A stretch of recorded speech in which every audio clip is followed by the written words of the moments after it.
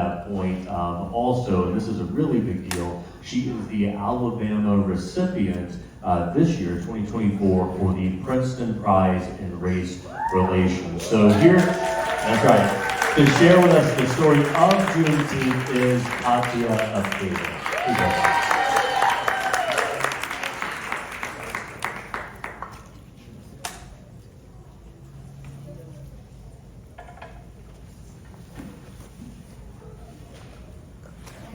Good afternoon, everyone. My name is Katia Apedoh, and I am honored to have an opportunity today to share with you the story of Juneteenth.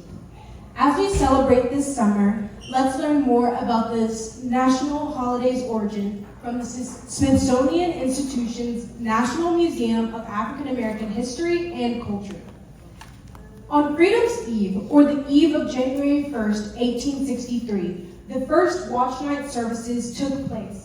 On that night, enslaved and free African Americans gathered in churches and private homes all across the country, awaiting news that the Emancipation Proclamation had taken effect.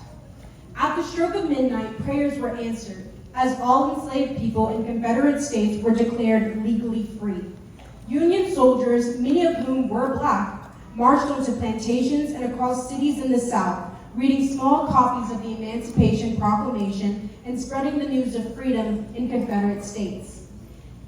As only through the 13th Amendment did emancipation end slavery throughout the United States. But not everyone in Confederate territory would immediately be free.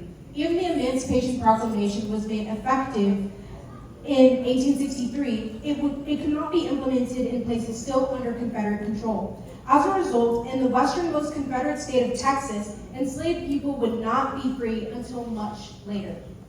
Freedom finally came on June 19, 1865, when some 2,000 Union troops marched into Galveston Bay, Texas. The Army announced that the more than 250,000 enslaved Black people in the state were free by executive decree. This day came to be known as Juneteenth by the newly freed people in Texas. The post-emancipation period, known as Reconstruction, marked an era of great hope, uncertainty, and struggle for the nation as a whole.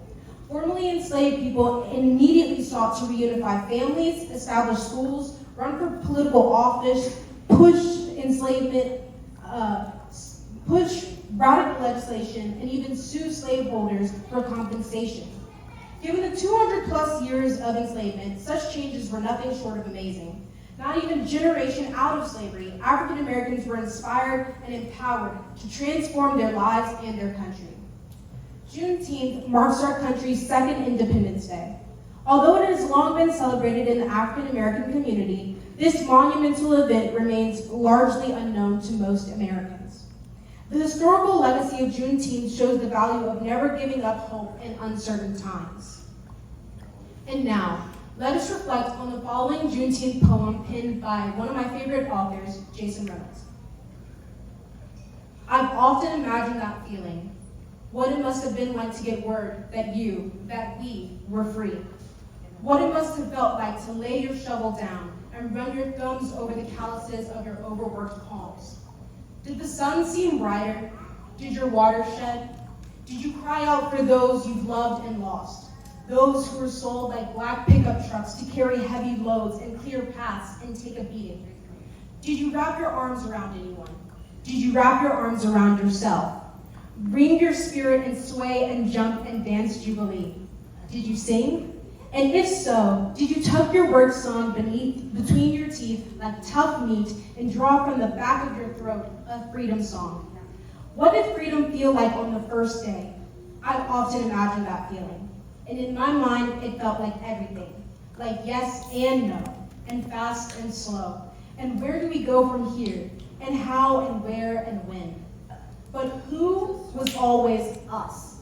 We. Despite what was coming, we will figure it out, is what it felt like, I imagine. Because we will figure it out is what it feels like now. And that is why we celebrate.